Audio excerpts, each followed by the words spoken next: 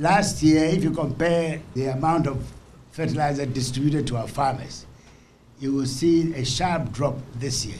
From January to May, the amounts that have been distributed are nothing to write home about. Ghana's Agric Minister, Dr. Efriye Akoto, admitting that the country is facing acute fertilizer shortage this year. After several months of farmers warning of the lack of fertilizers and thereby raising the cost of the few available, Dr. Akoto, at a meeting with producers and importers of fertilizer, has said the quantity supplied this year are nothing to write home about. There's an acute shortage of agrochemicals generally, and fertilizers in particular, because of what is happening in Ukraine and Russia. And the sanctions and all those things are breaking the supply chains and making global trading very, very difficult. If you compare at the end of May for the last 4 years, the amount of fertilizer distributed to our farmers, you will see a sharp drop this year. We reckon that the demand for fertilizer in Ghana is about 600,000 metric tons. And so far this year, we haven't even done 100,000 metric tons. So we are way, way off. Dr. Efriye Akoto, in admitting the difficulties, explained that organic fertilizer might probably be the game changer now, since organic agriculture itself even fetches high premium on the international market. Farmers only last year, at the beginning of the season, were paying 120 cedis per bag of 50 kilograms. Now you'll be lucky to have it for 400 cedis if you even see a bag. And we find that the solution lies in organic fertilizer. I mean, organic agriculture has taken a huge premium on the international markets, sometimes as high as 50% price increase if a product is produced organically. So, and we have a lot of fauna, flora around, and a lot of garbage that we throw away, which could be used for fertilization.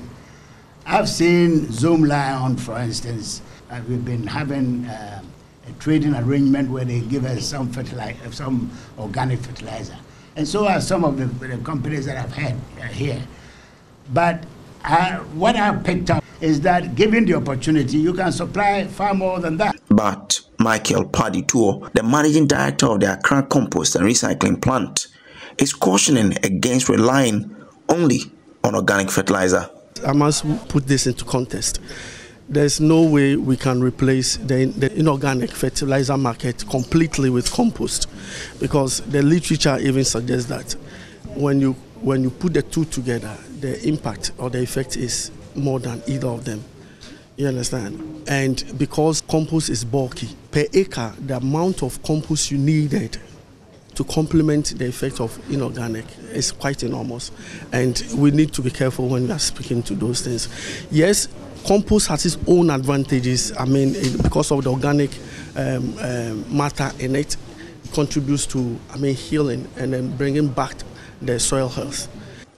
So maybe once the ministry is encouraging the use of organic fertilizer, it must also do well to enhance the importation or production of the inorganic fertilizer, since organic alone might not be ideal.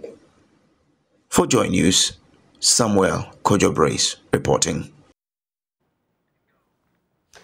So here we are talking about fertilizer matters and how this is affecting the farming situation. Of course, our food security caught in the mix. We've heard from the Agric Minister, but what is the reality on the ground? What are the farmers facing?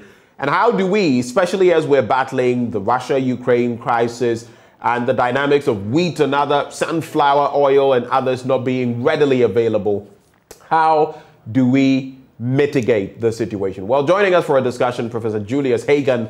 He is with the School of Agriculture at the UCC. We also have Bagbara Tanko, PRO for the Agric Ministry. We'll have others joining the conversation shortly. But Prof, a very good morning to you. Thank you for joining the conversation. Prof, you would have to unmute so we can hear you. Yeah, good morning. Can you hear me now? I can hear you now, loud and clear. Thank you for connecting. So, starting off, we've heard the Agric Minister and what he says about our fertilizer consumption, for example, 100,000 metric tons. And he says we're nowhere near that yet. Good or bad? And what do you see as your initial reaction to these claims about a lack or a shortage of fertilizers in the system? Thank you very much. I'm not too sure if this is the first time we are having a challenge with fertilizer shortage. Before the Russia-Ukraine war, some farmers have been complaining that they are not getting the fertilizer they need to fertilize their crops. And the Ukraine-Russian war has even made it worse. So to some farmers, it's something they've been battling with for a long time. And this is a big lesson for all of us, especially for farmers who do crops which need fertilization to get the yield they need.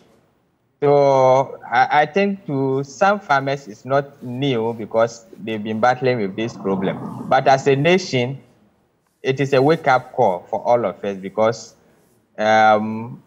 most of our lands, I think farmers will tell you, we've been farming on the same piece of land over and over and over. So the fertility of the land is low. So without fertilization, it's very difficult to get the yield needed, especially for maize, rice, and other crops. And even those who do vegetables, without fertilizer, it's very difficult to get the yield you need. So the minister announcing that we are short of almost about 400,000 is alarming. And fortunately, unfortunately, we are in the main season for especially maize production. So if there's no fertilizer, which means it's going to affect yield. And if it's going to affect yield, then I'm not too sure if we are heading towards food crisis. I pray it doesn't get. What is your reading? You say you're not too sure whether we're headed towards a food crisis, but obviously, if you do not have the right fertilizers, you will not get the projected production.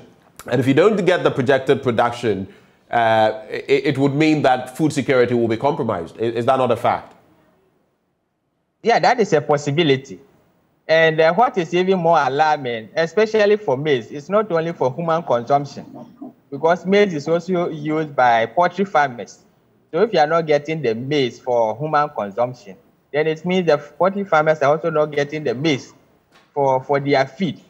And it's going to be very serious because we need, the poultry farmers need the maize to prepare their feed. So if there's shortage, it means meat is going to be very expensive. Eggs are going to be very expensive. And these are issues we need to actually address. Otherwise, there's going to be a problem. Interestingly, we're already seeing these. If you look at the increments when it comes to even poultry products, like, so the egg you spoke of, your simple snack in Kosianimoko has gone up. You know, the egg alone, if you were purchasing a raw egg, the price has gone up by quite a bit. And all of that, this is on the back of these challenges you speak of, because the animal husbandry, you know, groupings or those involved in animal husbandry are also complaining about soya to make their feeds for poultry, maize and others. So that is what you're pointing to, right? Yeah, because I'm an animal scientist, so I'm interested in whatever happens in the animal industry. So if farmers are not getting the maize they need, you know, maize constitutes about 60–70% of the ingredients poultry farmers use in their feed. And not only poultry farmers, pig farmers also use maize in their feed. So maize is one important ingredient apart from human consumption. Maize is very critical. Without maize, there's going to be a very difficult problem, especially in the animal industry for food consumption too. So it doesn't mean farmers cannot grow. They will grow, but the yield they are supposed to get, they are not going to get because the land is the fertility of the land is compromised. They are not going to get the yield, the same piece of land. They are not going to get the number of bags of maize they are supposed to get. And when you look at very okay, my apologies for that interjection. But when you look at the specific case of maize, I mean, even today we're reading in one of the papers about maize, rice farms, and others getting flooded in the Volta region. Okay, of course, that also means that that is going to worsen the problem because you lack fertilizers, and now flooding is also taking away part of the produce. But when you look at the specific case of maize, how bad really is it? I'm surprised because just a few years ago, we were told that we were exporting maize. So I'm surprised all of a sudden there's going to be a problem. You know, as a country, one of the things we don't normally do well is data. We need to get data. If we have enough data, then we'll be able to tell as a country how much maize we need at every point in time. How much goes into animal industry, how much is needed for. Okay, so we have a bit of a challenge there with the connection to Professor Julius Hagan, who is with the School of Agric UCC. Okay, Prof. I am losing you now. I can't hear you. Can you hear me now? Yes, you're back. Yeah, so what I was saying was that a few years ago we were told that it appears we're facing some challenges with Prof. We'll get back to him. Let me also bring in Bagbara Tanko, PRO for the Agric Ministry, who joins us on this beat. Mr. Tanko, a very good morning to you. Thank you for joining the conversation. Good morning, and thank you for having me. Right. What would you say is the reality of our situation when it comes to the shortage of fertilizer? Yes, we've heard from the Agric Ministry, but as the Agric Minister, but as their mouthpiece, how difficult is the situation? Well, thank you for this opportunity. Let me just add on to what Professor Hagan did mention. This fertilizer crisis is not only as a result of the Ukraine and Russia conflict, but it dates back to the COVID-19 era, where this global challenge, some fertilizer manufacturing companies had to shut down. And you recall last year, we did get farmers even in the northern, upper east, and upper west region queuing and looking for fertilizer. So the problem dates back to the COVID-19 era, and it is worsened as a result of the Ukraine and Russia conflict because more plants had to shut down because there's no product to be able to produce the fertilizer. We are coming from a background where farmers were not using fertilizer to the highest level. If you look at the Malabo Declaration, they are recommending that the standard for us to be able to increase yield to the maximum is at least 50 kilograms per hectare. Now, Ghana, we came from a background of 8 kilograms per hectare, and now we are doing somewhere 25 to 30 kilograms per hectare. Please put that into perspective. We came from 8 around which time, which year? And now, so we can put some perspective to it. 2015, 2016, and with the inception of PFDA, which subsidized fertilizer to about 50% for farmers, it was available and also affordable. As a result, the usage of fertilizer shot up, and we are still striving to hit the international requirement in terms of fertilizer application. Now, the reality is that when we apply fertilizer, we record high yields. There's no doubt about it. But with these challenges, it means we will need to concentrate more on the organic fertilizers. Yes, the ministry over the years has always campaigned that farmers, or Ghana for that matter, we need to adapt organic agriculture. And that has been the campaign we've been embarking on. Now we have a situation of availability and even coupled with a high cost. And this is going to be so challenging, especially to the rural farmer, the peasant farmer, who is doing 1 acre to 5 acres. So as a result, we actually need to bring on board and sensitize our farmers to have a balance, that even if we don't get the inorganic fertilizers, the organic fertilizer is a good and a better substitute. So that necessitated the stakeholder engagement with these companies. About 11 companies were awarded contracts at the beginning of this farming season to supply organic fertilizer through the government subsidy program under the Planting for Food and Jobs. Now we wanted to look at their challenges. We realized that most of them were not meeting the quotas that were given. They were undersupplying.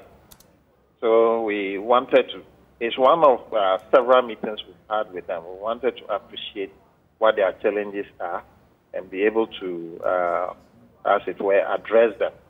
Now, most of them do import this organic fertilizer into the country. Minister admonished that they should further engage their partners. If possible, they will need to set up their manufacturing plant in Ghana. Some had challenges with the nutrient content of the organic fertilizer. Of course, we have our quality control system, that is a Plant Protection Regulatory Service Directorate. They are responsible, so they will have to test and ensure that the quality is of standard in terms of nutrients before we can put it out there for the farmers to use. So this is how far we've come in terms of the global challenges with regards to fertilizer. All right. Bagbara, now you speak of the fact that this has been a long-standing problem. I'm looking at the year 2018, for example, where we were using about 29.4 kilograms per hectare. And it's quite an interesting picture that is painted if you consider what we're doing in a year like 1960. So over the decades, we have come pretty far. But when, in the midst of all of that, in the midst of having full knowledge of the fact that we're a country, an economy where agric was our backbone for a long time, even before all the mineral resources, took over, and now we even have the service sector, tech, and all of that shoring up our economy. When the minister says that this acute shortage we're facing when it comes to agrochemicals generally, and then specifically fertilizer, goes beyond what we're seeing, but it has been triggered, especially by the Ukraine-Russia war. Does that not mean that we have been sitting and waiting, and now we've been caught pants down? Not at all. We've not been sitting and waiting. The ministry has actually taken steps to ensure that we set up the fertilizer plant, because now as we speak, Ghana, we do not manufacture fertilizer.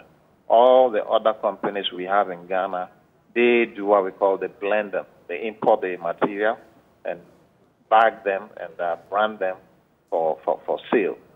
So we have identified the Atwabu gas enclave, and some studies have been completed. It has gone through validation, and the results is quite revealing and very, very encouraging that Ghana can set up a fertilizer production plant.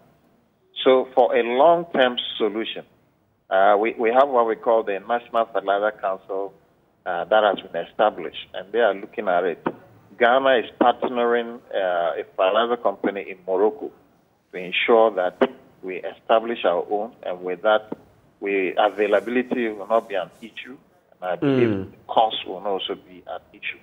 So we're looking at a long-term and a lasting solution. Meanwhile, organic farming is something we cannot do without. Even if you go to the European market in terms of vegetables, the quality of organic product is top-notch. And that is what we want to promote as a ministry. We've been doing it since, and that is why it's part of the government subsidy program. The only challenge we have is that it's so bulky. Per hectare, you may need several bags as compared to the inorganic fertilizer. That is the challenge we have. But of course, if it will give us good results, why not? That is the way to go. And that is why we are embarking on this campaign. We are sensitizing our farmers through the extension officers on the ground. That, yes, inorganic fertilizer is good, but the organic is needed. Even when you apply it, it improves the soil structure. Okay, so Bagbara, just to move the conversation forward, it is interesting that you bring, in fact, that was the exact matter I was going to follow up with. Both the fertilizer expansion program and the fertilizer subsidy program, two of them. Now, you've already taken the lead, you took the wind out of my sail, actually, by mentioning that collaboration with Morocco, the OCP. This dates back to 2019, and let me just reference what the Agric Minister said at the time. This was on Wednesday, December the 11th, 2019. And then we spoke about the fertilizer expansion program when it was launched. But the three thematic areas that it was going to focus on was one, to equip Ghana's fertilizer and soil laboratories for improved fertilizer and soil quality testing and sustainable management. Now, has this objective been, achieved? Because I do realize that sometime in 2021, there was a bit of a move on this. But since 2019, there's been 2019, 2020, I saw some documentation about 2021 and a move by the Agric Ministry. And unfortunately, in 2022, here we are with a situation like this. It means we've not been proactive. Is that not the case? That is not the case. We've gone far in terms of what the Honorable Minister put out there. How far have we come? OCP has actually supported government. Now we have mobile soil testing vans that have been deployed. And that informed even the blending of fertilizer. So the Savannah zone, they've done a lot of soil testing, the nutrient, the nutritional content of every element in the soil was measured. And that informed how the blending was going to be done. Crop-specific fertilizers. For instance, if you take soybean doesn't need so much nitrogen because it's able to fix nitrogen. So all these soil analysis were done through the support of the OCP. Motorbikes mobile motorbikes were procured, and the kit, everything was deployed under the Directorate of Plant Protection and Regulatory Services Directorate. So it is work in progress. I know for a fact the northern and Savannah zones were completed, and the results were factored into the blending of fertilizers for those ecological zones. And I think work is in progress, and I'm sure we'll get to the end of it. All right, then in terms of the subsidy program, before we get into other matters, in terms of the subsidy program, there was a rollout slated for between 2017 to 2020. The estimated cost of the entire program was some 3.3 billion Ghana cedis, the equivalent of 718 million. Then the fertilizer subsidy component, that is for the planting for food and jobs, was estimated to cost 1.8 billion Ghana cedis, then estimated at 401 million over 4 years. 2017 to 2020. We are in 2022. What has this program culminated in? If we have expended these resources, what do we have to show? Yes, I'm not so familiar with the figures that you mentioned. I don't have them here. But what I know is that we've come a long way in terms of subsidy for fertilizer. And we wish, as a ministry, we could do more. Because if you have quality seed, and then you get fertilizer, the response is quick and it's going to increase yield. It's unfortunate that we have, agric is not the only sector, and due to limited resources, we even had to move from the 50% subsidy program, and we are doing somewhere 30, 15, thereabout as the years went by. So it's important to state that we've come very far with the subsidy program. It has made impact. Farmers have adopted to the use of fertilizer, and by so doing, yields have increased. And now farmers know that they need fertilizer to be able to produce. And I think that alone is refreshing. Well, knowing that you need it and having access to it is another matter altogether, isn't it? Yes, so we are confronted with the accessibility. That used not to be the case. It was available, and farmers did not use it. It came to a point they were educated. They got to know that we needed to increase yield. Yes, it was there. We didn't have complaints over shortage of fertilizer, but the global issues confronting us has brought us to this state, and collectively we need to find a way forward. We need to find a way Are you saying that in a way we could be seeing an artificially created shortage? Because in fact, if we didn't have as many farmers being willing or wanting to use fertilizer as we have had sometime in the past, it would mean that we would have had sufficient supply. But now with more farmers being aware, they are reaching out for the fertilizer, and that is also artificially creating a shortage. Is that what you're suggesting? I wouldn't suggest that as the kind of artificial shortage. That is not the case at all. That is not the case. If those days we look at the planting for food and jobs, especially at the inception of the COVID era, we got to know that the companies were actually running away from the subsidy. They prefer the open market where they can make hundreds and more percentage in terms of profit. But it is not the case as we speak. To be honest with you, some of the companies have had some discussions with the ministry, and one of the companies actually said their biggest plant in England that produced fertilizer had to shut down. And that is a big shock to the company. And the Honorable Minister was pushing that, yes, we need fertilizer for this farming season. And if he could do all he can to ensure that the required quota for Ghana is able to secure that. He gave assurances, and they are in the market and they are delivering. So there's no any kind of artificial shortage created. Because if you don't sell to the farmers, who will you sell to? You brought it in for the farmers to use, and definitely you are a businessman, you want to also cash in. Two quick issues for you to address, and then I'll let Prof come in just in case he has any concerns about the statements you have made. But two quick issues. Flowing through the years, we've known about corruption in the distribution of fertilizer, especially subsidized fertilizer. How much of a problem is that in this entire discussion we're having? And the second bit is there's been a lot of talk about creating a fertilizer manufacturing plant. How far have we gone with those? So first of all, the issue of corruption in fertilizer distribution. How much of a problem is it? How is that handicapping farmers getting access to it? And secondly, let's look about the plan to roll out a fertilizer manufacturing plant in Ghana. Yes, so in terms of corruption with regards to the fertilizer value chain, let me put it that Ghana, we are confronted with what we call the smuggling, taking it out to our neighboring countries and selling. Now, let me state that if you look at the sub-Saharan African countries, Ghana is the only country that is subsidizing fertilizer to the extent of 50%. So it made it so attractive for these business persons to take fertilizer out and make profit at the expense of the taxpayer.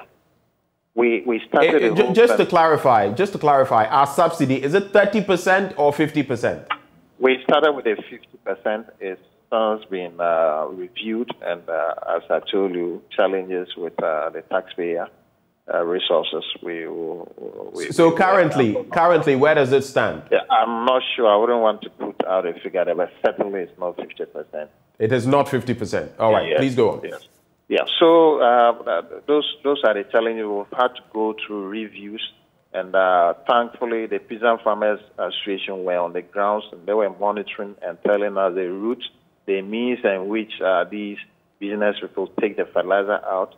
They've advised the ministry. We've come this far. We've gone through several reviews, including branding the bags, planting for food and jobs, not for sale. We've gone to a point that we've done away with the use of coupons, and we've empowered the private sector. We've put officials at the shops of these private enterprises. When the farmer goes, you have to register with a national identity card, your name, your farm size, the quantity you are buying. All these things are documented. At the end of the day, they will have to submit a return sheet to the ministry, which goes through a process from the district director to the regional director to the regional minister before getting to the ministry, so that we will have a monitoring system to ensure that the actual beneficiaries had it. So we go through the list, and at times we place calls, random calls, to ensure that the list we have are actually farmers who benefited. So we've gone a long way in curbing this. National security, the security services are also on the ground supporting these efforts. Right. Do hold for me. Let me just see whether Charles Nyaba or Prof. Hagan might have some concerns to share with you. But let me bring in Charles Nyaba, President of the Peasant Farmers Association of Ghana. Thank you for joining the conversation, sir. Good morning to my brother Tanko. I listened to him briefly. Yeah. Okay, so some points made. One, that yes, we're facing some situation when it comes to fertilizers, but we have increased the number of farmers who are aware of the need to use fertilizers, and that in part is also creating more pressure on fertilizers. Again, the point was just made by Mr. Tanko, PRO at the Agric Ministry, that because we subsidize up to about 50%, but not 50% currently, it makes our fertilizer attractive for smuggling. That is where the corruption comes in. And when it comes to the bit about creating a fertilizer plant, we are not there yet. Your quick reactions to these, Mr. Nyaba. Okay, thank you. First of all, let me thank the ministry. I think we have been submitting reports to them as a way of feedback on how farmers are feeling about the planting for food and jobs.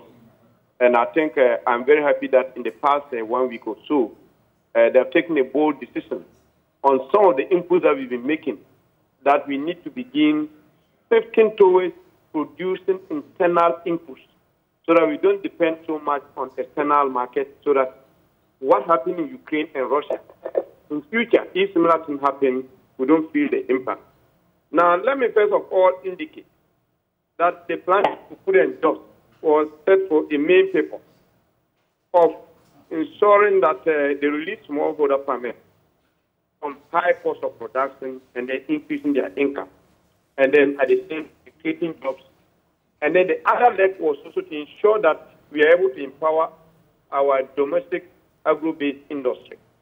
So within the year, if through planting for food and jobs, farmers have been able to get out to consume fertilizer, and it's becoming difficult for government to be able to continue to fund fertilizer subsidy. That is something that I think government is taking bold decision on exit strategy, but that has not been done. So whilst I acknowledge government for all the efforts that they've been doing, I think there's one thing, that one major mistake that has been made, which is affecting our food supply at the moment. The failure of government to pay contractors, they themselves have engaged to supply fertilizer. I didn't quite catch that, Mr. Nyaba. The failure to do what? The failure to pay fertilizer importers. That government itself contracted to supply. And that is one of the major factors that is causing the recent food shortage in the market. This is because in 2021, we did indicate some of the challenges that the farmers are facing, and that if those challenges were not addressed, it's likely to affect food availability in 2022. And one of the major issues that we mentioned was the fertilizer importers refusing to supply fertilizer due to government inability to pay them. We spoke this, I think the Minister of Food and Agriculture understood, but told the Minister of Finance was not willing to pay. And as we stand today, the same issue still lingering.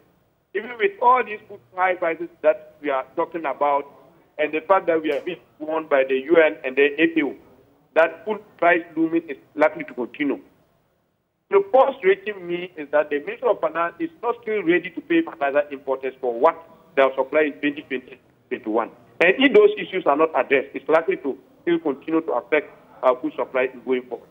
Now, one thing that I'm very happy of the ministry, which I will want to commend them, and that is to continue to do, is they are now thinking within on how we be able to produce our own input, especially the organic fertilizer.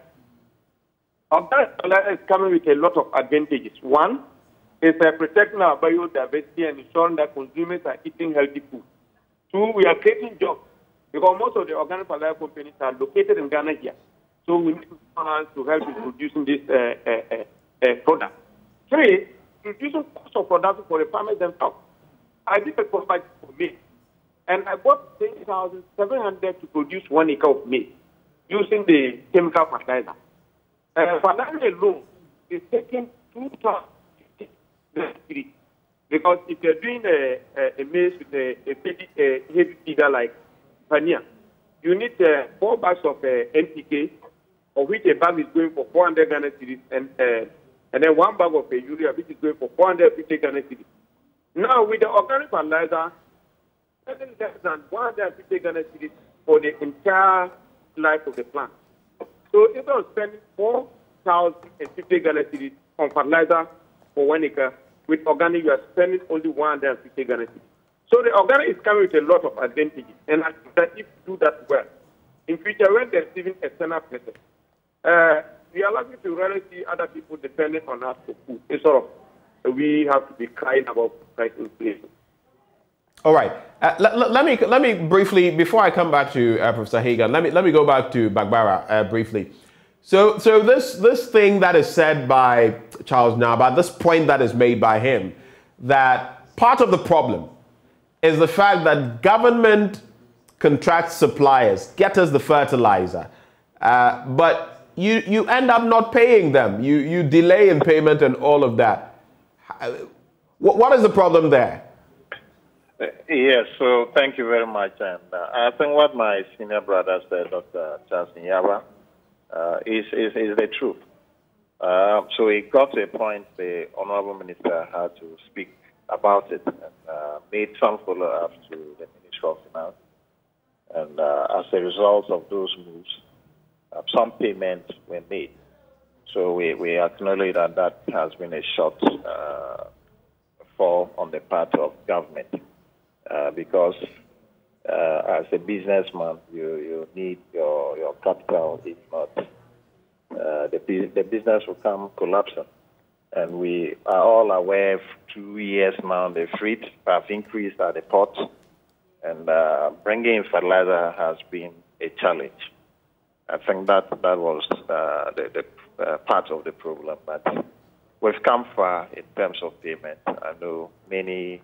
How far exactly have you come in terms of payment? I mean, give us some.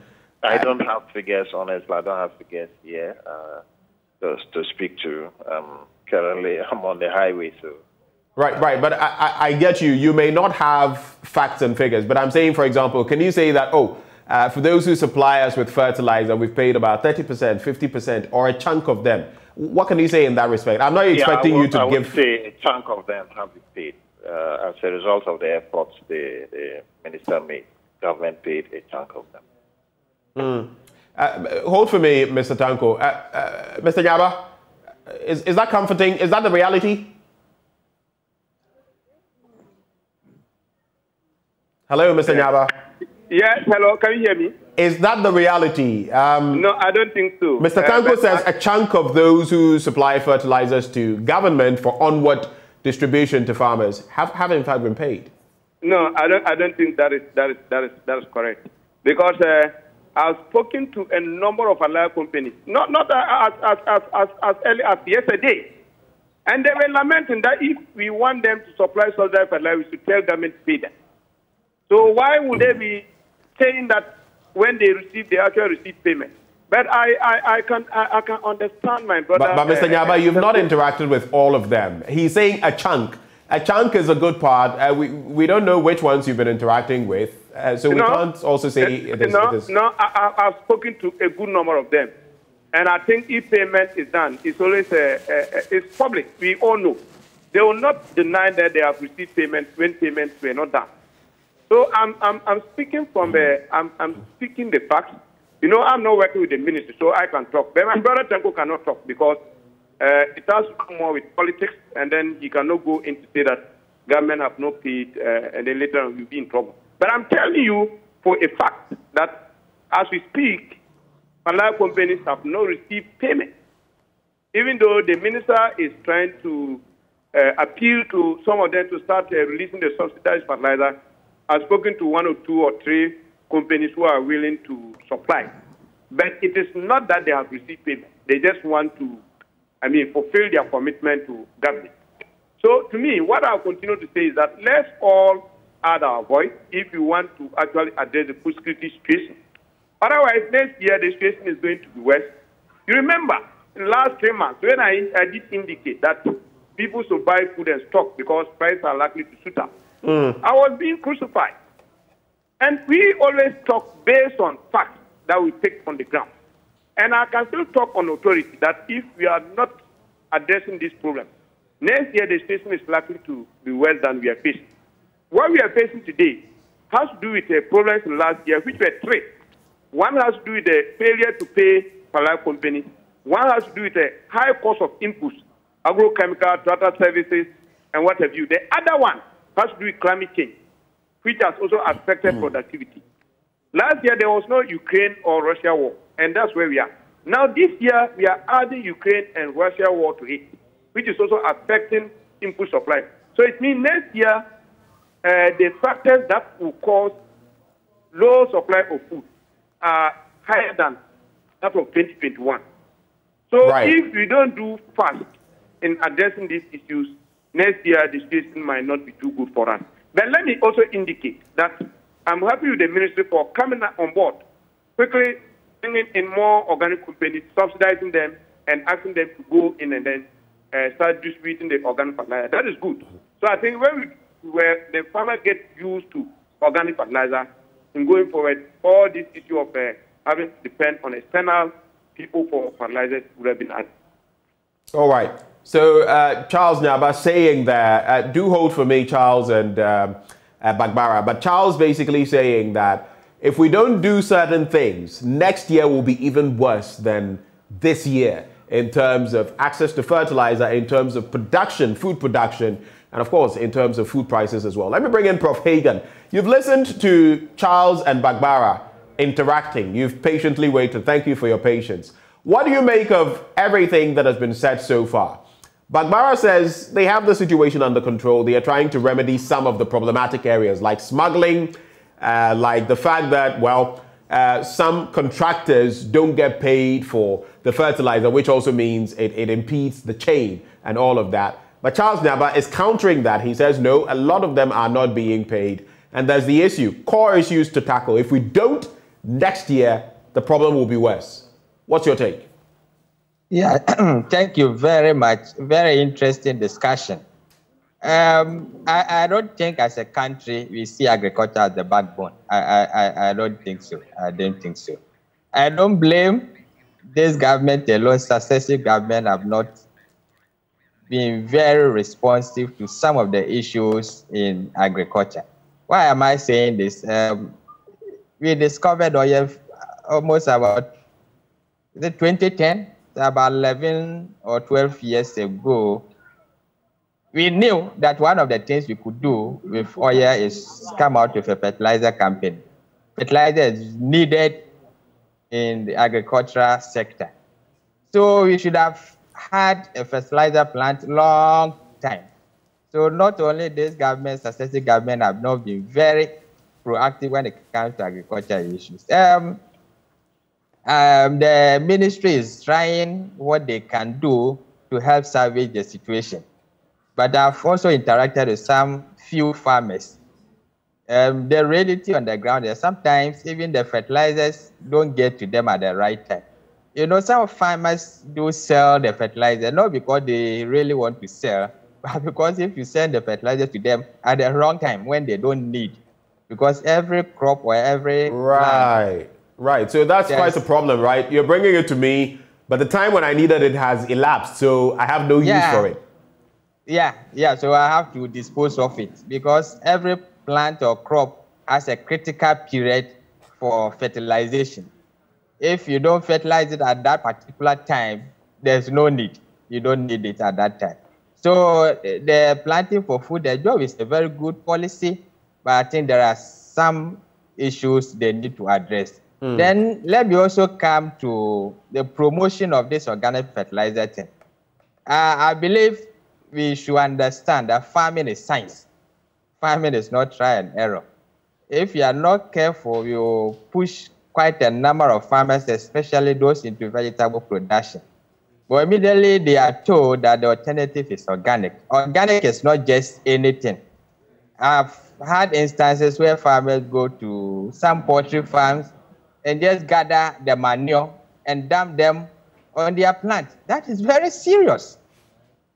It can be very terrible. So organic doesn't mean anything you put there. I'm happy some companies have started producing organic fertilizer. That is recommendable. But we should not encourage farmers to just go and pick anything. Manure which has not been properly decomposed, because you can't just use the raw manure. You have to allow it to properly decompose before you can apply it. If you just dump them on the crops, you may kill the plant or crop. So in as much as we are promoting organic, I think we should also let the farmers understand that it's not just dumping. Okay. Then one area I believe as a country we have not also done too well is to ensure large-scale commercial agriculture. Peasant farming is good, small scale is good, but any country that has developed, that is food secured, is large scale. Because if you are doing a small scale, your cost of production is always going to be high, and the government must always have to come in. So we should also encourage large scale, hundreds of acres, thousands of acres, hundreds of thousands of acres. When you do it that way, you reduce your cost of production. And when your cost of production is reduced, average person on the street can afford food. So these are some of the issues I want to bring up. Do hold for me, Prof. Do hold for me, Charles Nyaba. Mr. Tanko, if you have any quick wrap-up comments, you can give them and then you can take leave of us as we continue with the conversation, sir. Mention that in terms of payment, I'm not sure the percentage of payment. I chose the word a chunk to describe that some payments were made. Right. And that I know, but putting a percentage to it, I'm unable to do that. Let me also say that Prof, he's turned out a lot of graduates who are in the agri sector, and they are doing very well in terms of educating the farmers on the type of compost and the process it must go through before it becomes food for the plant. So let me give him the highest level of assurance that his officers on the ground are taking care of that. So thank you for this opportunity once again. Mr. Tanko, thank you so much for engaging us. Bagbara Tanko is PRO for the Agri Ministry. So coming back to you, Charles Nyaba, it appears this problem is more convoluted than we're seeing. The Agri Ministry speaks of an acute shortage of organic material, organic components for fertilizer. Now we have to deal with, well, the other issue of smuggling, the other issue of not paying, contractors, the other issue of even farmers not being aware of, how to use some of these organic fertilizers. There's also the other issue, again, when it comes to these farmers. The fact that sometimes the smuggling is not because the farmers want to smuggle, like Prof mentioned, but because they get the inputs at the wrong time. And so they have no use for the material and they end up maybe smuggling it to neighboring cities. What then is the way forward, especially considering a solution like setting up our own fertilizer manufacturing plant? But let me also add my voice to thank Prof for bringing those issues up in terms of understanding the composition of organic material that we are feeding the crops with.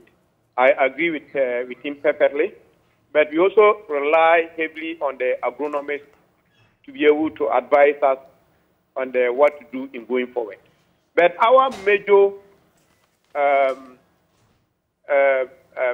encouragement has to do with the fact that if you begin to have our domestic industry producing inputs so that we don't have to depend on external factors to get these inputs produced, it will be able to address the issue of timely delivery of these inputs and then the cost. Because if you look at the organic, for instance, when I did my course build-up, with organics, you would have been reducing closer to 2,000 Ghana cedis to apply for 1 acre compared to if you want to go by the organic. Now, the other area that I would like us to look at, which is a cardinal, if you are talking about trying to transform the sector, has to do with access to water. We need to invest, as we are thinking about inputs, we need to invest heavily on irrigation. Because you realize that one of the major factors why our yields have been very low is unreliability of the rainfall pattern, the rains coming very late. So all these factors are things that I think government need to consider in going forward. But let me finally also applaud the Agri Minister. I think I've engaged him in recent times, and then I realized that he's open to advice from stakeholders, especially farmers, sharing their experience on things that should be done. This proposal for organic is coming from farmers, and I'm happy when we met him the way he received us. And there are other issues. We even talk about the subsidies, and then he did indicate that he's working very hard with the finance minister for the companies to be paid so that they will supply some of the fertilizer for this year. So I want to commend him for that, and I just hope that the finance minister will also give the same positive response so that we'll be able to address the issue of food security in 2023. Right. Thank you. Do hold for me. Let me bring in Edward Karewe, Secretary General of the Agri Workers Union. So this is how far we've come. I'm sure you followed the conversation up to a point. We've spoken about the shortages. We've spoken about the role of Russia and Ukraine. We've spoken about our own lack of forward thinking or futuristic thinking.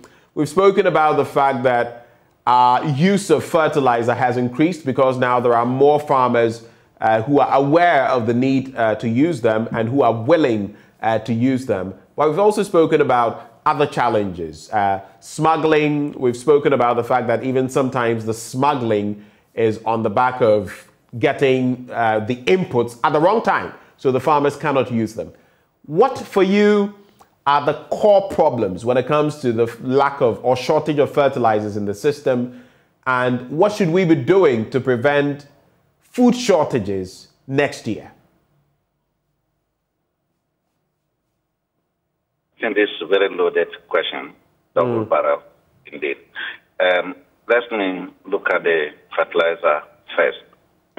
You know, fertilizer by itself is a very expensive commodity input because it is not even produced here. That makes it even more serious. You know, so even if it's produced here, it does not mean that it will not be expensive. But the situation is where the cost is not produced here, and we have to use foreign exchange for it. Two, the fertilizer itself is not. It's not a mono commodity. To mean that if you get one fertilizer that enters, there are different types of fertilizers which you need to use as a farmer to be able to actually increase your yield. You need those fertilizers that are needed at the time the crop is growing. Then you need the one that is used to get the crop to prepare for the seed. So fertilizer is critical here. And because of the bulk nature of it, you know, it is very difficult to easily to carry. So all those things are big issues which we need to properly look at how first we can acquire the fertilizer, take it to where it is most needed, you know, and then it is really stored there at the immediate reach of the farmer, without necessarily, you know, pushing up the price to a point where the farmer cannot buy. So that is how we need to deal with that. And also, because of our own experience, this fertilizer has multiple uses. We even have heard that the fertilizer, when it is combined with some other chemicals, can be used for explosives and so on. Maybe in Ghana, that may not be much of a need, but in other places outside Ghana, our neighboring countries, it could be. And because of the smuggling of the fertilizer, which is an incentive, a huge incentive for smuggling of fertilizer, because it's not only about those who initiate it, but they have got accomplices all along. And sometimes you don't want to say it, but you need to ask questions. You know, we hear a whole lot of information. Even those who are supposed to ensure that things do not get out of this country are involved. Either public authorities at the assembly level, at the border officials, and so on. So it's a huge challenge for us, which we need to sit down, identify all the real challenges, and then see how we can deal with them. Otherwise, we'll just be spending more money, buying fertilizer, and then getting it out of the country, and without necessarily reaching its target group, which is the farmer. And so for you, from where you sit, do you then agree with the likes of Charles Nyaba, who suggests that if we don't get some of these crucial issues dealt with, because we're facing problems before Russia-Ukraine, now Russia-Ukraine has compounded the situation, and that if we don't deal with them critically, we are going to see even worse of a problem next year, which could also impact food security. Do you agree with him? You just see that even without the current challenges, that is the external challenges, the Russia-Ukraine war, we were already struggling to deal with problems that we ourselves have created. You know, our policy framework has created problems for us because we fail to deal with them. Smuggling of fertilizer is not a matter that is external. It's a matter with them. Look, and it's a matter that has been with us all this time. And we know the problems, but we just simply are not ready to deal with it because, you know, those who have the power to deal with it are one way or the other benefiting from it. And when I talk about those who have the power to deal with it, people in public authority, you know, are benefiting from all these things. Because either from Accra all the way to the district, and then to, like I'm talking about, border crossing and the rest. So there are instances where you find fertilizer about 2 trucks, 3 trucks of fertilizer packed. The following morning, it disappears. Where does it go to? It cross the borders. So there are those things that we can deal with. So it is not the Russia-Ukraine war. In fact, it has come to exacerbate our problem. And we need to deal with ours first. In fact, if we had done our work well, the Russia-Ukraine war affair would have been moderated. Okay. But now it would have been moderated by our internal, you know, systems. But because we are simply having a weak system, we are not producing enough food, we don't have safety for fertilizer. If we don't import, we cannot have fertilizer for the following year. And the fertilizer is normally not there. It is only when we start farming that we talk about the fertilizer. Then the minister will say we are going to supply the fertilizer. It comes at the time it's no more needed. Then it's also smuggled. That we don't store it against the following year. And we take the fertilizers from companies for 2 years. We have not paid. I mean, all these are the problems that we need to deal with. Right. The problem is actually not the Russian-Ukraine war. All right. It has only exacerbated. So we can deal with that. But you see, in all this, going forward is that we just need to increase our investment in agriculture. Look, we can cut down in all areas. We just need to increase investment in agriculture for this year. And I'm telling you that what I know is just that we are doing little. Okay. If you compare this year as against last year, what we did for agriculture. And you don't expect to do the less things and get greater things at the end of the year. So our output at the end of the year, there's no way our output would be as much as even last year. And even the last year's output, that is the 2021 output, has been inadequate. That's why we are in this food crisis early in the year, not in May, but even early in the year, in January, February, we were already in food crisis. Prices have gone up. So 2023 will just be worse. All right. 2023 will just be worse. I'll take 30 seconds wrap-up comments from Professor Hagan and Charles Nyaba, and it's a wrap for this conversation. I'll start with you, Professor Hagan, in some 30 seconds. Your final thoughts. Yeah, thank you very much. I believe my colleagues have spoken well, and I believe and just hope that the ministry has taken key. Production goes beyond just fertilizer. If we have all the fertilizer we need, I'm not too sure you're going to get the productivity, but at least it will do something. My question is that those who are going to use organic fertilizer must understand and know how to apply it, when to use it at the right time. Then the government should also ensure and fast track the fertilizer company. Okay. Let me bring in Charles Nyaba for your final bite. 30 seconds. So, on our part, I think the whole of last 3 weeks, I was on the field interacting with the farmers, encouraging them to go into expanding their production, and the new farmers will also join, because we, the farmers, will take advantage of high cost of production to also make profit. The cost, we will shift it to the consumers. So if government wants consumers to buy food at a lower price, then they should subsidize. Otherwise, we will continue to produce, but we will sell it at a price that we will continue to also remain in business. Thank you so much. Charles Nyaba, President, Peasant Farmers Association of Ghana.